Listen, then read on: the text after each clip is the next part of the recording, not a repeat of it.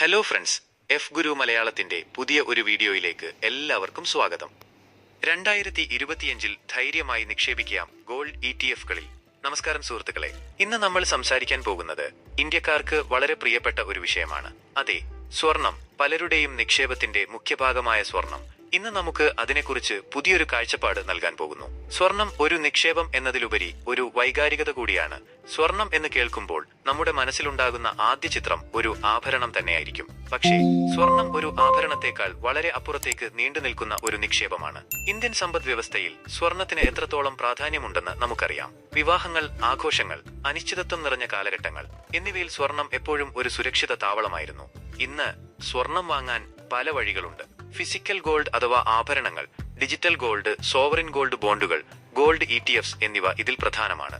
ഓരോ രീതിക്കും അതിന്റേതായ ഗുണങ്ങളും ദോഷങ്ങളുമുണ്ട്. എന്നാൽ 2025 സാമ്പത്തിക സാഹചര്യം നോക്കുമ്പോൾ ഗോൾഡ് ETFs തന്നെയാണ് ഏറ്റവും മികച്ച ഓപ്ഷനായി തോന്നുന്നത്.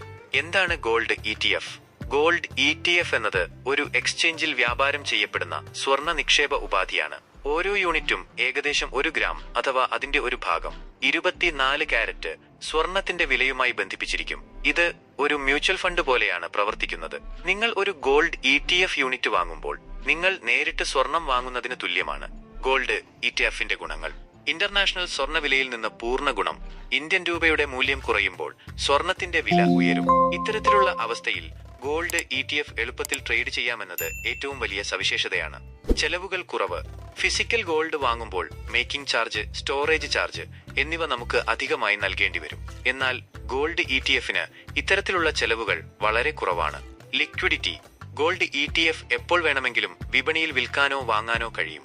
ഇത് ഫിസിക്കൽ ഗോൾഡിന്റെ വിറ്റുപോകാനുള്ള പ്രയാസങ്ങൾ മറികടക്കുന്നു. ട്രാൻസ്പെറൻസി. സ്വർണത്തിന്റെ അന്താരാഷ്ട്ര വിലയോട് പൊരുത്തമുള്ളതാണ്. പ്യൂരിറ്റി. 24 കാരറ്റ് ഗോൾഡ് ഉറപ്പു. Low entry barrier. 1 ഗ്രാമിന്റെ വിലക്ക് തുല്യമായ ചെലവിൽ ഇൻവെസ്റ്റ്മെന്റ് ആരംഭിക്കാം. Tax benefit. 3 വർഷത്തിന് ശേഷമുള്ള നിക്ഷേപങ്ങളിൽ ലോങ് ടേം ക്യാപിറ്റൽ ഗെയിൻസിന് ഇൻഡെക്സേഷൻ ബെനിഫിറ്റ് ലഭിക്കുന്നു. ഗോൾഡ് ETF പരിമിതികൾ. ചെറുതായെങ്കിലും എക്സ്പെൻസ് റേഷ്യോ ഉണ്ടാകും. പലിശ ലഭ്യമല്ല. മാർക്കറ്റ് വിലയുടെ ചലനങ്ങൾ പ്രവർത്തനത്തെ ബാധിക്കും. 2025 ഗോൾഡ് ETF എന്തുകൊണ്ട് മികച്ചതാകുന്നു? 2025 രൂപയുടെ മൂല്യക്കുറവും സാമ്പത്തിക അനിശ്ചിതത്വവും തുടരുന്നതിനാൽ ഗോൾഡ് ETF ഏറ്റവും സുരക്ഷിതവും ഫ്ലെക്സിബിളും ലാഭകരവുമായ ഒരു വഴിയാകുന്നു. SGB-കളുടെ അഥവാ സോവറൈൻ ഗോൾഡ് ബോണ്ടുകളുടെ അനിശ്ചിതത്വവും ഫിസിക്കൽ ഗോൾഡിന്റെ പിഴവുകളും മറികടക്കുന്നതിനാൽ ഇത് മികച്ച നിക്ഷേപ മാർഗമാണ്. ആർക്കൊക്കെ ഗോൾഡ് ETF അനുയോജ്യം? ദീർഘകാല നിക്ഷേപകർ. ദീർഘകാലത്തേക്ക് സ്വർണത്തിൽ നിക്ഷേപിക്കാൻ ആഗ്രഹിക്കുന്നവർക്ക് ഗോൾഡ് ETF ഒരു നല്ല ഓപ്ഷനാണ്. Portfolio diversification.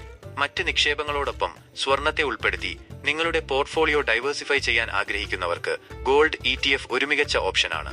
എളുപ്പത്തിൽ വ്യാപാരം ചെയ്യാൻ ആഗ്രഹിക്കുന്നവർ. ഓൺലൈൻ പ്ലാറ്റ്ഫോമുകൾ വഴി എളുപ്പത്തിൽ വ്യാപാരം ചെയ്യാൻ ആഗ്രഹിക്കുന്നവർക്ക് ഗോൾഡ് ETF അനുയോജ്യമായ ഒരു തിരഞ്ഞെടുപ്പാണ്. ഗോൾഡ് ETF-ൽ എങ്ങനെ നിക്ഷേപിക്കാം?